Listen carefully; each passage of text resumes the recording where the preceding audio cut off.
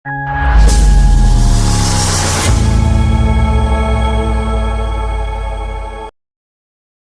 કોહલી, સચિન તેંડુલકર, પ્રધાનમંત્રી શ્રી નરેન્દ્રભાઈ મોદી, મુકેશ અંબાણી, આ બધી જ હસ્તીઓ એવી છે કે જે આમ માઇન્ડમાં ક્લિક થાય ને એટલે પર્સનાલિટી ઊભી થાય કે આ માણસનો દેખાવ આ રીતનો છે, આ માણસનો પહેરવેશ આ રીતનો છે, આ માણસ દેખાય છે આ રીતે. આ શું દર્શાવે છે? તો કે પર્સનાલિટી. હવે એ પર્સનાલિટી એ બની ક્યારે? તો કે એક વિચાર એવો આવે કે એ પર્સનાલિટી રાતોરાત ન બને. એ પર્સનાલિટી બનાવવા માટે એને રાતોની મહેનત કરી હોય, એને સખત સંઘર્ષ કર્યો હોય, ત્યારે એ પર્સનાલિટી બની હોય. વિરાટ કોહલી, પીએમ મોદી, આ બધા એવા નામો છે કે જે એક ટોચ લેવલે પહોંચવા માટે એને ઘણો સંઘર્ષ કર્યો છે અને સૌથી પહેલું કે એને પોતાનામાં સુધારો કર્યો છે.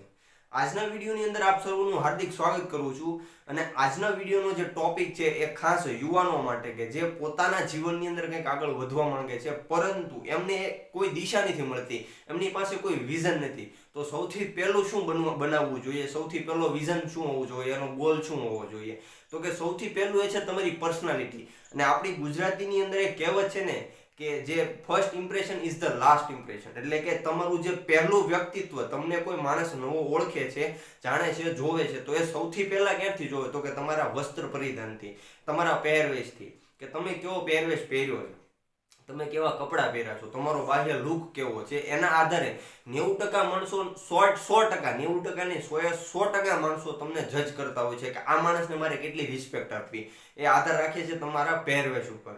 બાકી વિરાટ કોહલી જે છે એ આજે વિરાટ કોહલી બન્યો છે તેની પાછળનું કારણ શું છે? તો કે એણે સેક્રિફાઈસ એવા કર્યા છે અને પોતાની અંદર એક પર્સનાલિટી ઊભી કરી છે. એટલા માટે આજે વાત કરવાના છીએ આ વિડીયોની અંદર એ પર્સનાલિટીના બે મેઇન ટોપિક. એમાંનું સૌથી પહેલું જે આપણે લઈએ એ છે કોમ્યુનિકેશન. એટલે કે તમારો વાતચીત કરવાનો ટોન શું છે, તમે વાતચીત કઈ રીતે કરો છો. કે કોઈ નવો માણસ તમને મળે છે તો તમે બેઠા બેઠા હાથ મેળવો છો, ઊભા થઈને હાથ મેળવો છો, એને ગળે મળો છો, કે શું કરો છો એ વધારે મહત્વપૂર્ણ રાખે છે.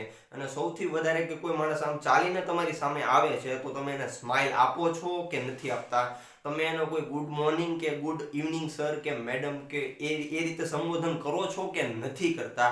એ વાતચીતનો આખો કમ્યુનિકેશનનો જે તમારો ટોન છે ને એ 7 સેકન્ડની અંદર, ફિલોસોફી અને એક રિસર્ચ એવું કહે છે કે 7 સેકન્ડની અંદર તમે કોઈ પણ માણસને 100% એની પર્સનાલિટીના આધારે જજ કરતા હો છો. ભલે પર્સનાલિટી એની કેવી હોય એ પછી આધાર રાખે છે, પરંતુ તમે 7 સેકન્ડની અંદર એટલું જજ કરો છો કે આ માણસને મારે રિસ્પેક્ટ કેટલી આપવી, આ બાબત નક્કી કરે છે. એટલા માટે આ વાતચીતની અંદર તમે જોશો ને તો પબ્લિક સ્પીકરો જે કોઈ પણ બન્યા છે અથવા તો જે તૈયારી કરતા છે એ લોકો આ વાતચીતના ટોન ઉપર એટલે કે કમ્યુનિકેશન ઉપર બહુ વધારે ભાર મૂકતા હોય છે. એટલે તમારે જ્યારે પણ પર્સનાલિટી ડેવલપ કરવી હોય ત્યારે સૌથી પહેલો તમારો વાતચીતનો ટોન સુધારો. તમારી જે ભાષા છે, તમારા આરોહરો છે, તમે જે બોલો છો ક્યાં તમારે અટકવું જોઈએ, ક્યાં સ્પીડ આપવી જોઈએ, ક્યાં થોભી જવું જોઈએ, એ બધી જ વસ્તુ તમારે શીખવી જોઈએ વાતચીતના ટોનની અંદર. તો તમે કમ્યુનિકેશનની અંદર માસ્ટરી હાંસિલ કરી શકો છો. અને બીજી વસ્તુ કે સ્કૂલની અંદર જ્યારે પણ તમે કોઈ પણ પરફોર્મન્સ આપો છો, સ્પીચ આપો છો, ત્યારે આમ એવા બાળકો હોય કે એને આમ જીભ થોથલાવા માંડે, પગ ધ્રુજવા માંડે. એવું બનવાનું કારણ શું? તો કે એનું સબકોન્શિયસ હલી જાય છે. સબકોન્શિયસ હલી જાય છે એટલા માટે એની અંદર એક બીક ગરી જાય છે કે આ લોકો મને શું કહે છે, હવે આમ થશે તો, હવે આમ થશે તો. એ લોકોનો શ્વાસ ફૂલાવા માંડે, એવું થવા માંડે. શું કામ થવા માંડે? કારણ કે એ લોકોને એક અંદરથી બીક હોય છે કે આ મને શું કહે છે, હું સરખી સ્પીચ આપી શકીશ કે નહીં આપી શકીશ. આ બધી જ વાતચીતની અંદર આવે છે, તમારા કોમ્યુનિકેશનની અંદર. એટલે કે ખાસ તમે એક કમ્યુનિકેશન તમારે સુધારવું હોય તો સૌથી પહેલા તમારે તમારો જે ફોન છે એની અંદરનો જે કેમેરો છે એ કેમેરાની સામે તમારું ખુદને સ્પીચ રેકોર્ડ કરો. ભલે સ્પીચની અંદર તમને કાંઈ ન આવડતું પણ તમારો પરિચય ખુદની અંદર આપો કે મારો પરિચય આ, મારું નામ આ, મારું પૂરું નામ અટક, પપ્પાનું નામ, કે ટૂંકમાં તમારો આખો પરિચય આપો અને એને એનાલાઇઝ કરો કે ભાઈ મારે અહીંયા ભૂલ પડે છે, હું અહીંયા નથી બોલી શકતો, મારે આ કરવું જોઈએ. અને જ્યારે પણ તમે કોઈ નવા માણસને, તમારા ફીલ્ડના કોઈ નવા માણસને મળો છો પહેલી વખત, ત્યારે એનો ટોન તમે જે આખો ચેન્જ કરો છો ને એની અસર બહુ ઊંડે સુધી પડતી હોય છે અને બહુ લાંબા ગાળે પડતી હોય છે. એટલા માટે સૌથી પહેલા તમારે આજે વાતચીત કરવાની રીત છે ને એને બદલવાની જરૂર છે. એટલે કે તમારી જે કમ્યુનિકેશન છે, પર્સનલ ડેવલપમેન્ટની અંદર, પર્સનાલિટી ડેવલપમેન્ટની અંદર આ બધી જ વસ્તુ આધાર રાખે છે. બીજી વસ્તુ છે તમારો પહેરવેશ. પહેરવેશ શું કામ મહત્વનો છે? કારણ કે આ પહેરવેશથી તમને મેં કહ્યું એમ 7 સેકન્ડની અંદર કોઈ માણસ તમને જજ કરી લે છે કે આ માણસને મારે કેટલી રિસ્પેક્ટ આપવી જોઈએ. એટલા માટે તમારો પહેરવેશ ચોખ્ખો હોવો જોઈએ અને આમ સાદો અને સિમ્પલ હોવો જોઈએ. બહુ ભપકાદાર પણ ન હોવો જોઈએ અને સાવ કહેવાય ને કે ખરાબ પણ ન હોવો જોઈએ. એટલા માટે તમારો પહેરવેશ સારા સીવડાવેલા કપડામાં હોય તો વધારે સારું. અને ઇન્ટરવ્યુની અંદર મોસ્ટ ઓફલી તમે જ્યારે ઇન્ટરવ્યુ કોઈ પણ કંપનીમાં દેવા જાઓ છો કે સરકારી નોકરીની અંદર ઇન્ટરવ્યુ દેવા જાઓ છો ત્યારે પણ તમને એ સાદો ફોર્મલ કપડાની અંદર અને શું બેલ્ટ પહેરેલો હોય અને મોજા અથવા તો કોઈ વોચ કે પેન રાખેલી હોય એ રીતનો આખો તમને જે લુક આપે છે એ જણાવવામાં આવે છે કે ભાઈ તમારે આ રીતે પહેરીને એટલું આવવાનું રહેશે. એ ભલે તમે કોઈ બીજા માણસો પાસેથી અથવા તો જે તે કંપનીના જે કંઈ સ્ટાફ હોય છે એ તમને દર્શાવતા હોય છે કે ભાઈ તમારે આ રીતે તમારો આખો પોશાક પહેરીને આવો છે. હવે હું તમને મારી ખુદની અત્યારને જે લાઈવ રેકોર્ડ કરું છું એની વાતચીત કરું કે મેં જે વોચ પહેરી છે એ વોચ અને સાઈડમાં જે ખીચાની અંદર પેન રહેલી છે, પેન ને જે આ ટાઈ પહેરી છે, આ 3 વસ્તુ કાઢી નાખો એટલે ઓટોમેટિકલી મારા લુકમાં તમને ચેન્જ દેખાવા માંડે.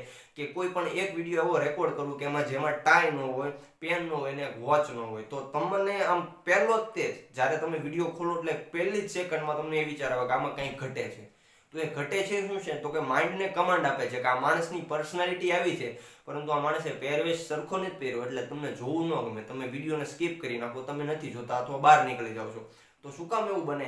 એ જ વસ્તુ તમારી લાઈફમાં પણ બને કે જ્યારે પણ તમારે કોઈ પણ લેવલે જવું હોય, એક આગળ વધવું હોય ત્યારે તમારે શું કરવું પડે તો કે સૌથી પહેલું તમારી જે પર્સનાલિટી છે એ પર્સનાલિટીની અંદર આજે 2 મેઇન બાબતો છે એનો સુધારો કરવો પડે. તમારે પહેરવેશની અંદર બેલ્ટ પહેરવો પડે, બેલ્ટ કહેતા પટ્ટો પહેરવો પડે.